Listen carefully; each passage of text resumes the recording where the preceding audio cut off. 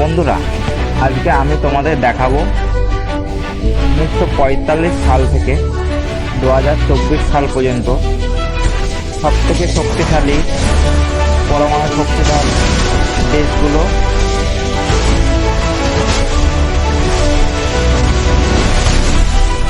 চলো দেখে নেওয়া যাক কোন কোন দেশগুলি সব থেকে বেশি পরমাণু শক্তিশালী দেশ।